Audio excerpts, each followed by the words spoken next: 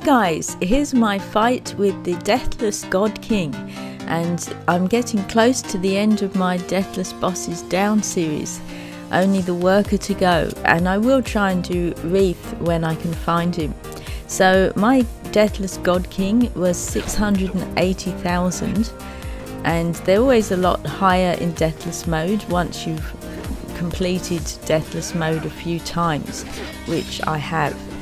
And I'm getting close to being able to get level 75 gear. Once I defeat the worker, that will be it. I can then upgrade my gear to level 75.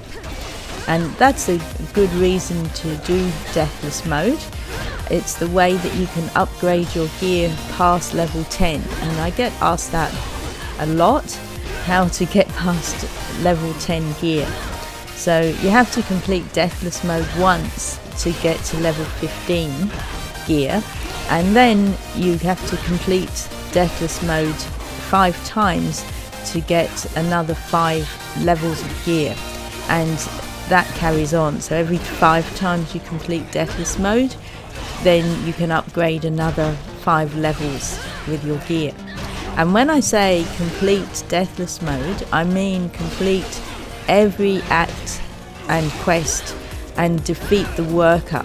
So completing it means a whole playthrough of all the acts and beating the worker, and that counts as one completion of Deathless mode. So I hope that clears it up. There's always a lot of confusion about that.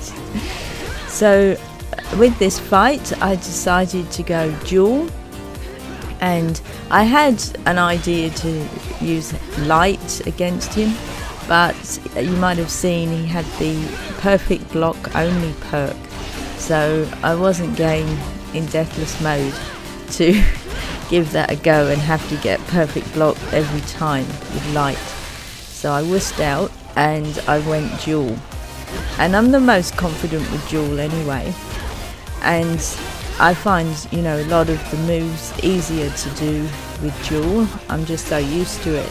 But that extra dodge direction, the center dodge, really helps, I think, with a lot of moves.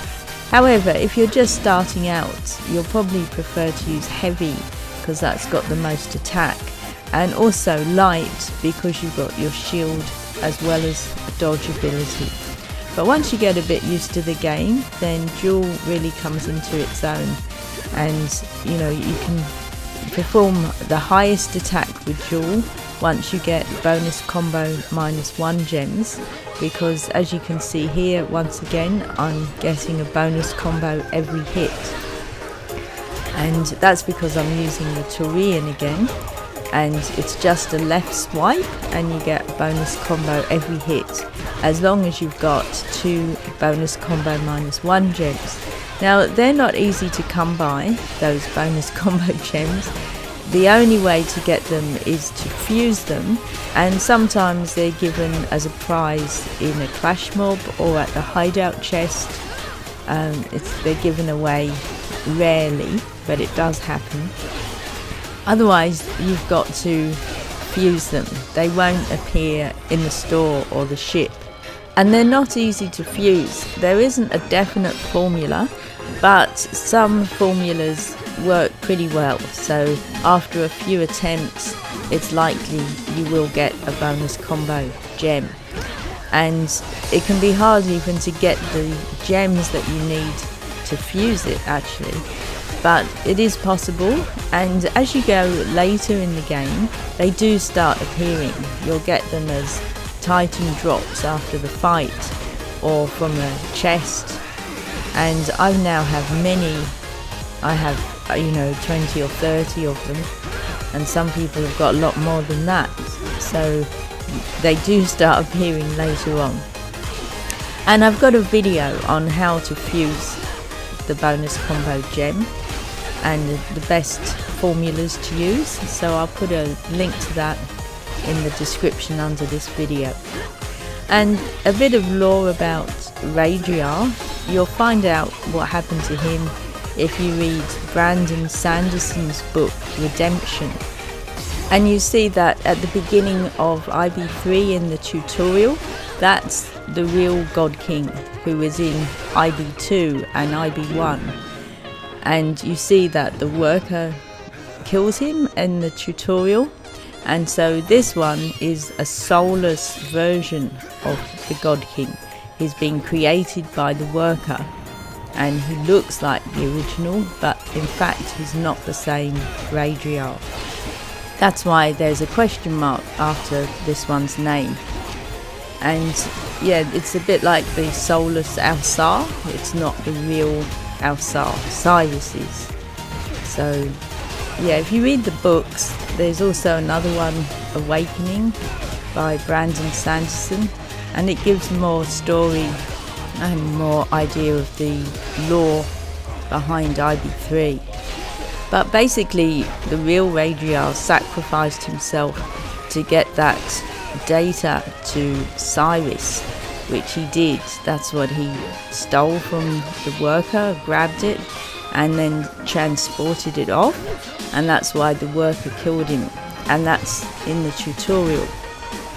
And it's that data that Cyrus uses in the Redeemer that he puts in the Infinity Blade and defeats the worker with it. And with that information, it's how he is able to change the worker into the child and reset the worker like he had been reset from Elsar to Cyrus. So Radrial sacrificed himself for a good cause there. So I was doing pretty well with this fight, and I had long attack breaks because of all my Titan Break gems, and the perfect parry stun gem helped as well. I was able to get more attack breaks in that way. And I did crack his step backs, particularly that 360 step back that he did. And I must say, it was easier than the IB2 360 step back.